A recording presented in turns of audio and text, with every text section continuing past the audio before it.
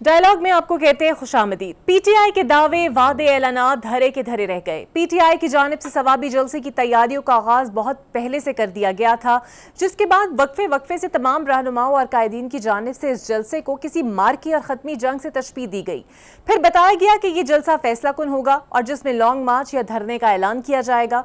وزیر اعلیٰ کے پی علیم ان گنڈا پور نے بھی اپنا جذباتی پیغام جاری کیا، جس میں کارکنوں سے سر پر کفن باندھ کر نکلنے اور 2 جوڑی کپڑے ساتھ لانے کی بات کی گئی۔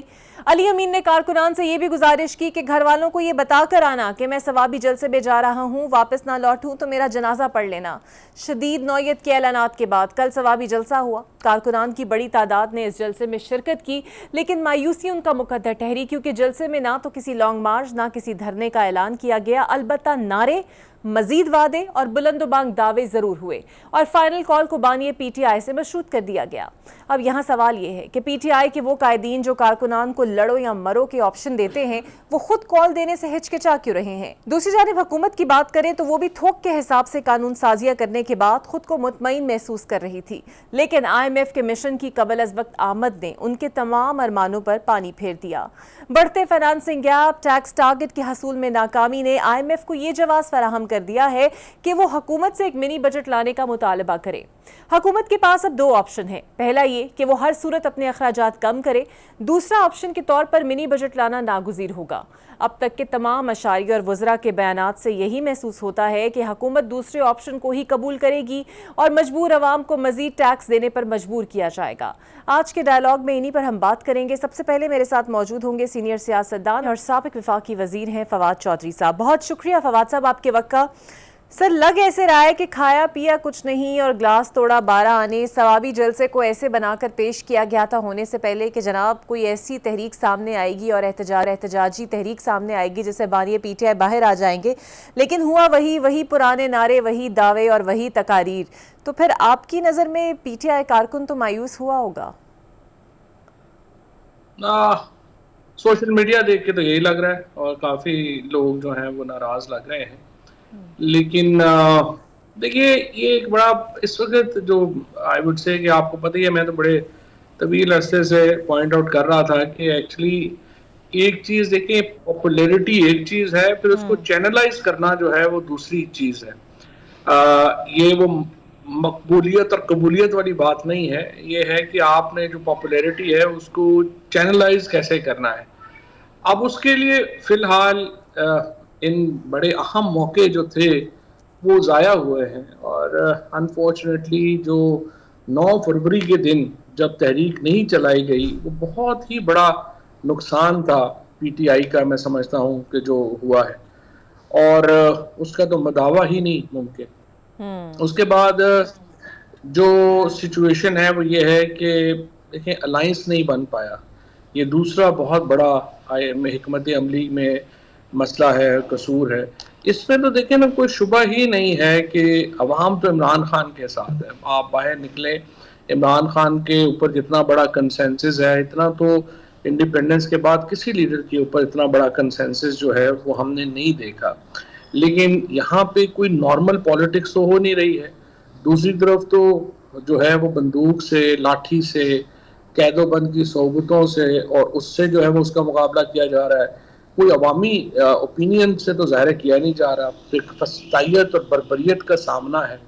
اس کے لیے پھر جو ہے وہ آپ کو ایک بڑی ظاہر ہے پی ٹی آئی ہو یا to be fair with even peoples party ہو، پی ایم ایل این ہو، یہ پارٹیاں دیکھیں یہ ملیٹنٹ تو ہے نہیں، ان کے کوئی ملیٹنٹ ونگ تو ہے نہیں کہ یہ کہیں کہ یہ بندوقیں لے کے پہاڑوں پہ چڑھ جائیں گے یا کچھ کر دیں گے، تو ان کی لیمیٹیشنز ہیں۔ جس قسم کی ابھی بھی آپ دیکھیں کہ ہزاروں لوگ جو ہیں وہ روزانہ اینٹی ٹیررزم کورٹس میں اپیئر ہوتے ہیں۔ پچھلے جو ہوا ہر احتجاج چاہے وہ سمبولک بھی ہو، اس میں کم از کم 1000، 1500، 2000 ورکر جو ہے وہ اریسٹ ہوتا ہے۔ The problem is کہ in this situation کہ جہاں پہ ایک نارمل پالیٹکس نہیں ہے، وہاں پہ آؤٹ آف باکس سوچنے کی ضرورت ہے، اور فی الحال ہمیں وہ میں تنقید تو اتنا کر نہیں سکتا، ورنہ ظاہر ہے میری تنقید تو کافی ہے، لیکن چونکہ مجھے ایک خان صاحب کی طرف سے ہے، ہدایت بھی ہے، چیزیں بھی ہیں کہ آپ نہیں کریں گے تو پھر ہم نہیں کر رہے۔ بٹ فیکٹ از کہ فی الحال سچی بات یہی ہے کہ کوئی حکمت عملی جو ہے وہ نظر نہیں آئی, اور اس کی وجہ سے ہی ایک ڈس ایلوینمنٹ جو ہے وہ پی ٹی آئی کے ورکر میں ڈیفینیٹلی ہے. اچھا فواد صاحب، اوبویسلی آپ ٹی وی اور سوشل میڈیا کے ذریعے مفید مشورے بھی دیتے ہیں، رائٹلی چیزیں پوائنٹ آؤٹ کرتے ہیں، تنقید بھی کرتے ہیں، لیکن جو پی ٹی آئی کی موجودہ لیڈرشپ ہے وہ نالا بھی رہتی ہے آپ سے. کل جس طرح حامد خان صاحب میرے شو میں تھے تو وہ کہہ رہے تھے کہ جو تنقید کرتے ہیں وہ ڈرائنگ روم میں بیٹھ کے نہ کریں، باہر نکلیں، پارٹی چھوڑ کر چلے جاتے ہیں اور ہمیں مشورے دے دیتے ہیں. کوئی خاصی رفٹ لگتی ہے حامد خان صاحب کی آپ کے ساتھ؟ حامد خان صاحب سے چلے ایک پرسنل ایشو ہے وہ پرانا چلتا آ رہا ہے. ان کی پراپرٹیز جن کے اوپر ان کے قبضے تھے, تو وہ جب میرے چچا چیف جسٹس بنے تو انہوں نے وہ قبضے خالی کرائے. تو ظاہر ہے آپ کو پتہ ہے یہ تو پھر جس کی پراپرٹی کے قبضہ ختم کرایا ہو نا وہ نہیں معاف کرتا. لیکن بہرحال وہ تو ایک پرسنل ایشو ہے, وہ چلتا رہتا ہے, وہ ایشو نہیں ہے. بٹ بات یہ ہے جی کہ دیکھیے نا, یہ حکمت عملی جس طرح آپ نے کہا کہ ہم تو بات ہی کر سکتے ہیں نا, جو بنانی ہے وہ تو جو لیڈرشپ ہے وہ تو انہوں نے بنانی ہے. اب ابھی تک جس طرح سے نظر آ رہا ہے وہ یہی ہے کہ وہ حکمت عملی جو ہے, میں نے تو بڑی سمپل کہا نا کہ 9 فروری کو آپ نے تحریک کیوں نہیں چلائی. جب آپ دیکھیں نا اقرا, جو تحریک ہے وہ کیسے چلے گی, چینلائز کیسے ہوگی. ایک تو جو پی ٹی آئی نے غلطی کی ہے وہ بہت بڑی غلطی یہ ہو گئی کہ جب ہم نے لوکل گورنمنٹ الیکشن نہیں کرائے, جب آپ نے لوکل گورنمنٹ الیکشن نہیں کرائے تو آپ کی جو یونین کونسل لیول کے اوپر آپ کی آرگنائزیشن نہیں بن سکی. اب جو آرگنائزیشنز ہیں اس کے بعد جو کیڈر تھا وہ ظاہر ہے کہ اسٹیبلشمنٹ نے 2 سال لگا کے لوگوں کو کٹ مار کے نکال کے فارغ کر دیا. اب پیچھے جو لوگ آئے ہیں وہ تو آپ جو لوگ دیکھتی ہیں ان کو آپ بھی جو ہے وہ ہارڈلی آپ ان کو جانتے ہیں. عمران خان بھی ہارڈلی ان کو جانتے ہیں. تو اس کی وجہ سے ایک جو ہے وہ ایک ویکیوم ہے. ایک ویکیوم کے اندر اس وقت عمران خان ہے اور لوگ ہیں, درمیان میں پارٹی تو اس طرح سے ایگزسٹ نہیں کرتی. اب یہ جو ایم این اے اور ایم پی اے بنے ہیں, مثال کے طور پر دیکھیں نا, مجھے بڑا اس بات کا دکھ ہے کہ 26ویں آئینی ترمیم کے اوپر آپ بات کر رہے ہیں, لیکن کسی ایک نے یہ نہیں کہا کہ جی جاج چودھری صاحب ہمارے سینیٹر ہیں اور آپ ان کو پروڈکشن آرڈر دیں, ہم نے ان سے مشورہ کرنا ہے, وہ آئیں بیٹھیں بات کریں. کبھی آپ نے سینٹ میں ان کے لیے بات ہوتی نہیں سنی پی ٹی آئی کی طرف سے. پھر جو لوگ جیلوں میں ہیں, محمود الرشید صاحب ہیں, یاسمین راشد ہیں, شاہ محمود قریشی ہیں, عمر چیمہ ہیں, یہ لوگوں کو 18 مہینے ہو گئے ہیں. آپ مجھے بتائیے ایک تاریخ کے اوپر کبھی, اور اس لیڈرشپ نے جا کے ان سے کبھی ملنے کی بھی زحمت کی. جو پی ٹی آئی کا جو بیک بون ہے وہ تو یہ لوگ تھے جو اسٹریٹجی تھے, جو پالیٹکس بھی بنا سکتے تھے, کر سکتے تھے. لیکن آپ دیکھتے ہیں کہ ان کو بھی مکمل اگنور کیا گیا ہے. کوئی ان کی اپنا کوئی پرسنل کوئی ایم پی اے چلا جائے, میں چلا جاؤں, کوئی اور چلا جائے جن کے ساتھ کوئی ذاتی ان کا تعلق ہے تو وہ چلے جاتے ہیں. ادروائز پارٹی تو نہیں ساتھ کھڑی ہوتی. جو لوگ جیلوں میں گئے ہیں ان کے اوپر بھی یہی ہے کہ بس آپ نے خود ہی آنا ہے, اگر آ جائیں اپنے تو آ جائیں, نہیں آنا تو بس پھر آپ اندر ہیں. So this is not how parties function. This is not how جو تنظیم کے کام یہ نہیں ہے کہ وہ جا کے خود ساری تنظیم جو ہے وہ بیٹھ جائے. اور پھر آپ نے ٹویٹس بھی دیکھی بڑی انٹرسٹنگ کہ لیڈر کا کام تو نہیں ہے کہ گرفتار ہو, یہ تو کارکن گرفتار ہوتے ہیں. So I think unfortunately یہ ساری چیزیں تو ہیں اب ہمارے سامنے, لیکن بہرحال اس میں ایک بڑا ویکیوم ہے اور عمران خان کو سوچنا پڑے گا کہ میں تو پہلے میری نظر میں کوئی اور حل نہیں ہے سوائے اس کے کہ خان صاحب کی جو اپنی فیملی ہے, اسپیشلی بشرا بی بی جو ہیں, وہ عمران خان کی رہائی کے لیے یہ تحریک اپنے کنٹرول میں نے, سیاست انہوں نے کرنی ہے نہیں کرنی وہ بات کی بات ہے. لیکن عمران خان کی رہائی تو انہوں نے کرانی ہے نا, اس کے لیے یہ جو ہیں ان کو اپنا کردار جو ہے وہ اپنا بڑھانا پڑے گا اور سمجھنا پڑے گا. اور کسی کے اوپر نہ کسی کا اتنا قد ہے فرینکلی, نہ کسی کی ساتھ لوگ جڑتے ہیں. So the only person I think جو کہ لیڈ کر سکتا ہے وہ بشرا بی بی ہیں, یا پھر اگر علیمہ خان کہتی ہیں وہ بات کرتی ہیں, یا وہ پھر کریں. آپ مطلب کہنے کا مقصد میرا یہ ہے کہ جو فیملی ہے وہ نکلے اور ان کے ساتھ لوگ جڑ جائیں. اور دیکھیں پاکستان ہندوستان کی اگر آپ ہسٹری دیکھیں تو جواہر لال نہرو جب گرفتار ہوئے تھے تو ان کی جو بیگم تھی وہ بالکل نان پولیٹیکل تھی. ان کی والدہ جو تھیں ان کا کوئی سیاست سے تعلق نہیں تھا. ان کی بہن سروجنی نائیڈو خیر بعد میں ان کا ہوا بڑا سیاست میں، لیکن اس وقت تک ان کا بھی کوئی تعلق نہیں یہ تھا. تو آپ درست انہوں کہہ نے رہے ہیں. کلثوم نواز صاحبہ بھی باہر نکلی تھی جب میاں صاحب کے اوپر مشکل وقت آتا رہا ہے. نہیں، اس سے پہلے نصرت بھٹو نکلی، پھر بے نظیر بھٹو نکلی، پھر کلثوم نواز نکلی. And to be fair with even Maryam Nawaz کا جو رول ہے نواز شریف صاحب کی سیاست کے لیے، اس کو آپ انڈرمائن نہیں کر سکتے. اچھا سر، یہ جو ایک اور شوشہ ہی میں تو اسے کہوں گی، یہ جو تھیوری بنائی گئی ٹرمپ والی، ٹرمپ مدد کریں گے یا نہیں کریں گے، دونوں صورتوں میں آپ کو لگتا ہے کہ جلد رہائی ممکن ہے بانی پی ٹی آئی کی، یا آپ کو بھی لگتا ہے کسی اور کیس میں سزا یافتہ انہیں قرار دے دیا جائے گا، یا پھر ملٹری کورٹ تک یہ بات جائے گی؟ ملٹری کورٹ تو میرا نہیں خیال کو ضرورت بھی ہے، اور اس کی کوئی کریں گے بھی. ابھی بھی جو ججز ہیں وہ ملٹری ہیں، وہ کون سے کوئی ججز جو ہیں وہ بڑے آزاد ججز ہیں. وہ بھی ایسے ادھر ادھر سے مطلب آپ کو پتہ ہی ہے جس طرح فیصلے ہو رہے ہیں. اگر کیسز کی بات ہو، میرٹ کی بات ہو، تو یونائیٹڈ نیشنز کی آپ نے دیکھ ہی لیا ہے عمران خان کے ٹرائل کے اوپر جو آبزرویشن ہے. تو بٹ ناٹ ود اسٹینڈنگ. دیکھیے ٹرمپ صاحب کے آنے کا فرق تو پڑا ہے اور پڑے گا، کیونکہ پہلے آپ دیکھیے نا ڈونلڈ ڈو جو اس وقت ساؤتھ ایشیا کی پالیسی کے انچارج ہے، اگر وہ انہوں نے خود سینٹ میں آ کے کہا کہ جی میرے ساتھ تو بڑی زیادتی کی پی ٹی آئی نے، میرے گھر کے اوپر جو ہے وہ ہوا ہے اور مجھے گالیاں پڑتی ہیں سوشل میڈیا پہ یہ وہ، تو اس کے اوپر وہ تو پرسنل خلاف تھے.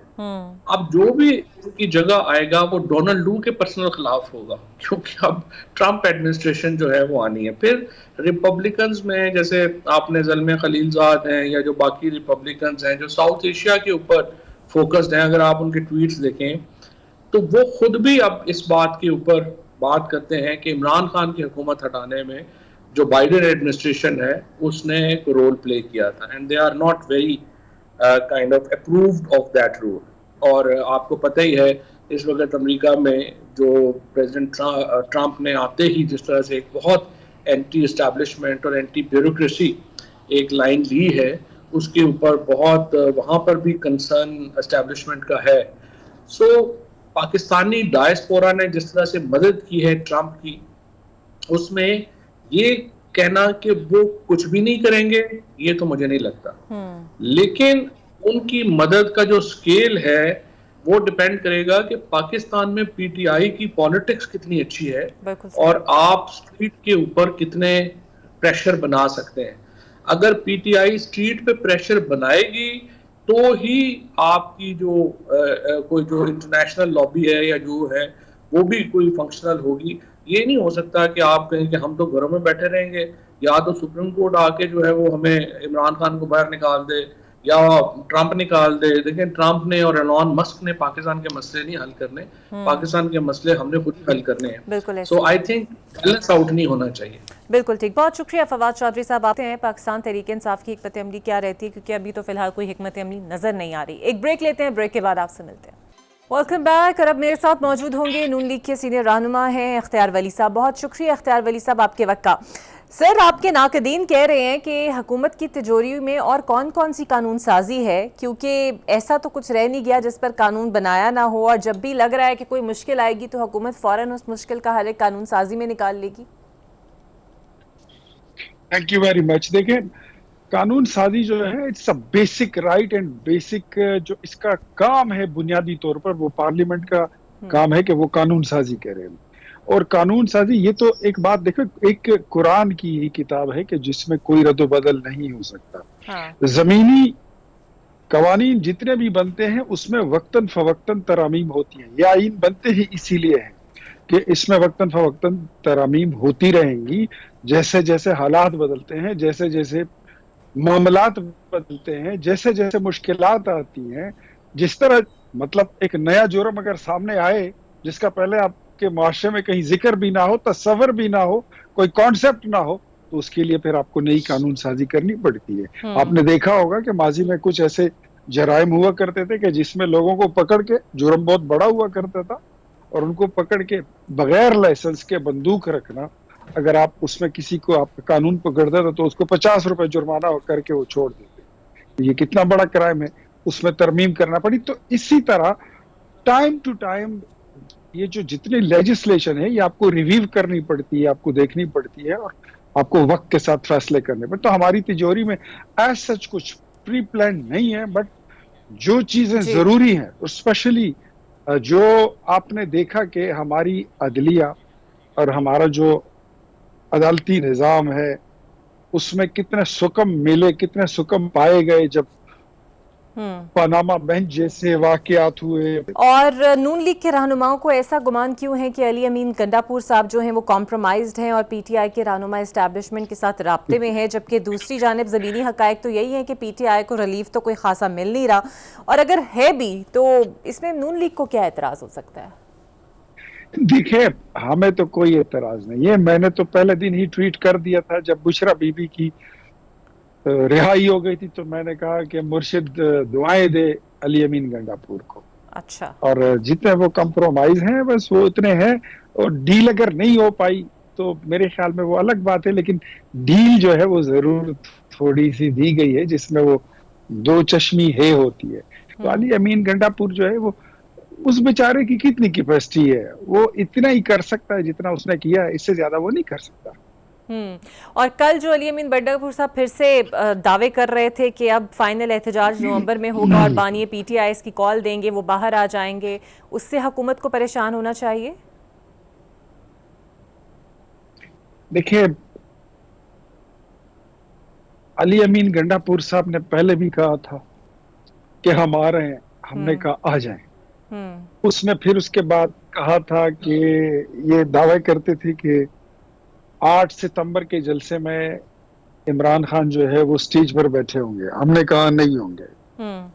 وہ بھی دن گزر گیا. پھر اس کے بعد جب یہ 8 ستمبر کا جلسہ ہوا تو وہاں پہ یہ بڑک بازی بھی ہم نے دیکھی کہ 15 دن کا الٹیمیٹم دیتے ہیں, اور اگر 15 دن میں ہمارے لیڈر کو نہیں چھوڑا تو اس کے بعد پھر ہم لشکر لے کر آئیں گے. یہ سلطان محمود غزنوی بن کے آئیں گے, یہ محمد بن قاسم بن کر آئیں گے. تو ہم نے وہ بھی دیکھا, وہ صرف سلطان راہی تھا, اس نے اپنی بڑک بازی کی دیاڑی لی ہے, اپنی رنگ بازی کے اس نے پیسے لیے ہیں, تو اس نے پکڑ لیے.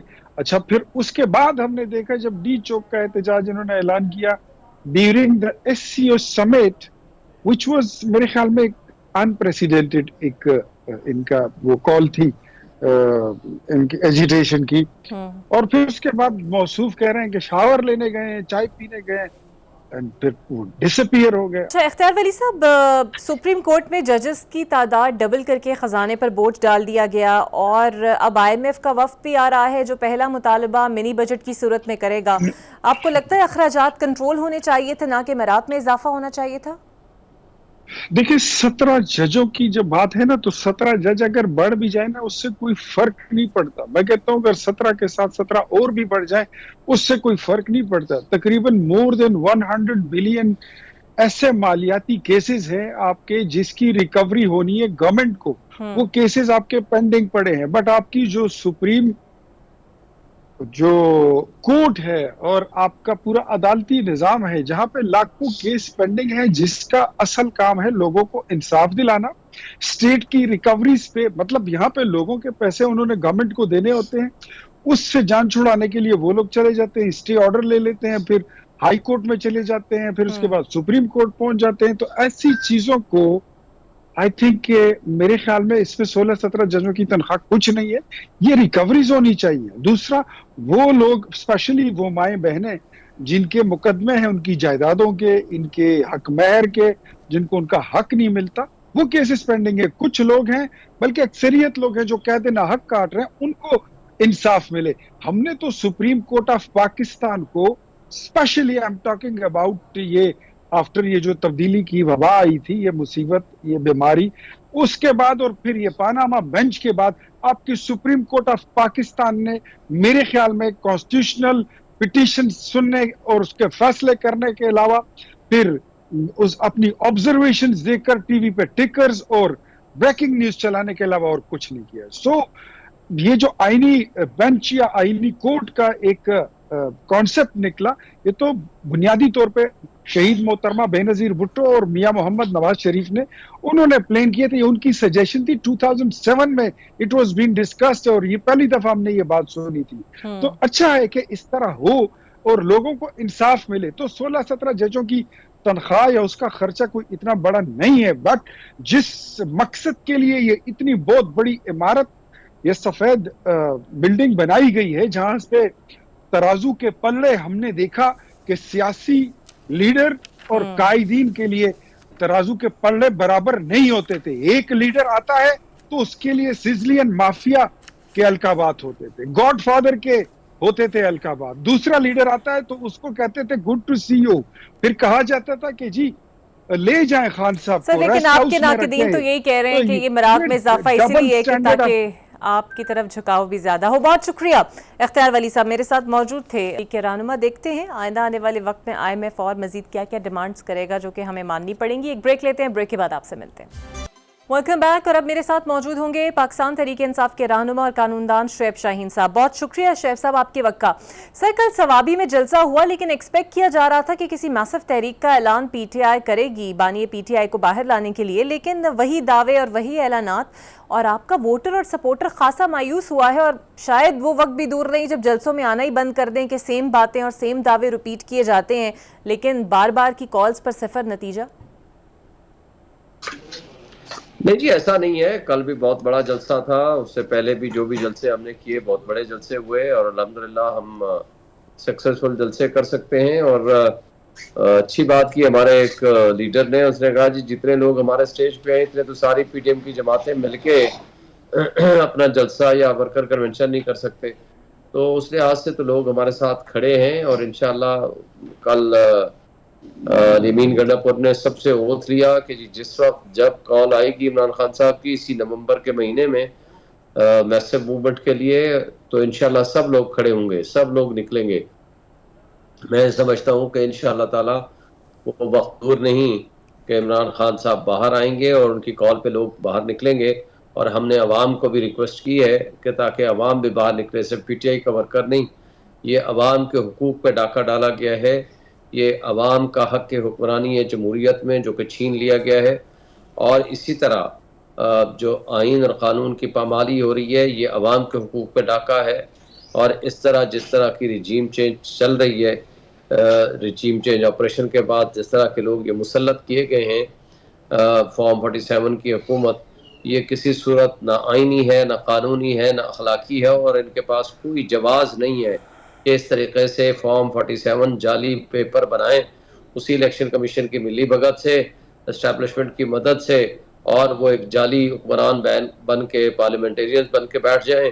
वो ना सिर्फ उसी इलेक्शन कमीशन को एक्सटेंशन दें, उसी चीफ ऑफ आर्मी स्टाफ को एक्सटेंशन दें, उसी पार्लियामान के ज़रिए अदलिया के ऊपर हमलावर हों, और वो जाली जो पार्लियामेंट होगी उसके पास क्या अखलाकी, आइनी और कानूनी जवाज़ है कि वो इस तरह की आइनी तरमीम करे या कानून साजी करे और हर एक को सिर्फ अशराफिया के मफादात का तहफ़्फ़ुज़ करे।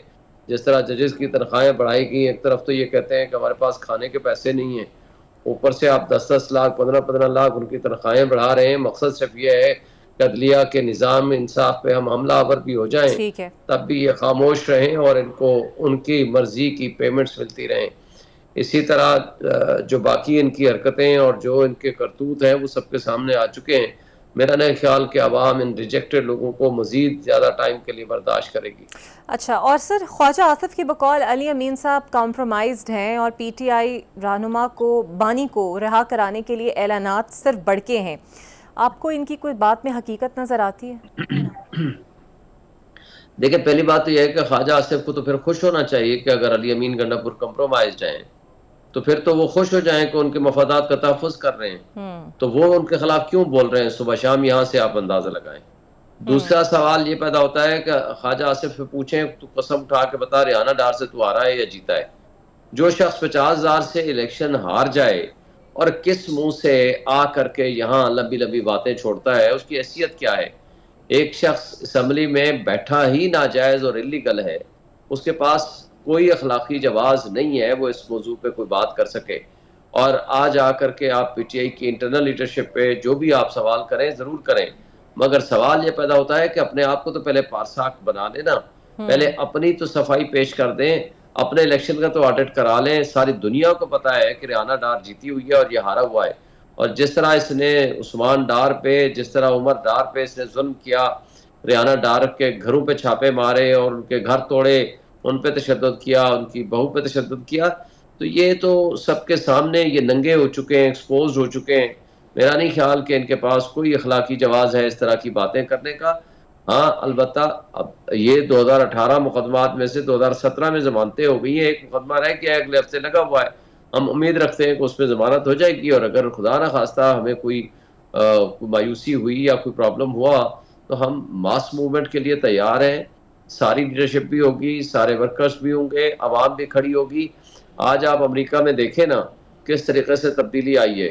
وہاں لوگ جمہوریت کیوں ملک ترقی کر رہے ہیں کہ وہ جمہوریت کے بلیو کرتے ہیں. اگر وہ بھی اس طرح فارم 47 بناتے اور اپنی جو پاپولر لیڈرشپ ہے ان کو جیلوں میں ڈال دیتے، ان کو اٹھا لیتے، بند کر دیتے. ٹرمپ کے معاملے پہ آپ لوگوں کی پالیسی لائن سر، ٹرمپ کے بندوق کے زور پہ وہ بھی کر بالکل سکتے صحیح تھے، ہے لیکن کیا ان کا مجھے ملک بتائیے گا یافتہ یا تہذیب یافتہ کہلاتا؟ ٹھیک ہے سر، ٹرمپ کے معاملے پر آپ کی پارٹی کی پالیسی لائن کوئی واضح نہیں ہے. کل حامد خان صاحب کہہ رہے تھے کہ پتہ نہیں کون لوگ ہیں جو ٹرمپ سے امیدیں لگا لیتے ہیں اور بغیر سوچے سمجھے بیانات دے دیتے ہیں. آپ بھی ٹرمپ اور اس کی انتظامیہ اور امریکہ کے گن اس وقت گا رہے ہیں، تو اصل میں آپ کی پارٹی کی پالیسی لائن ہے کیا؟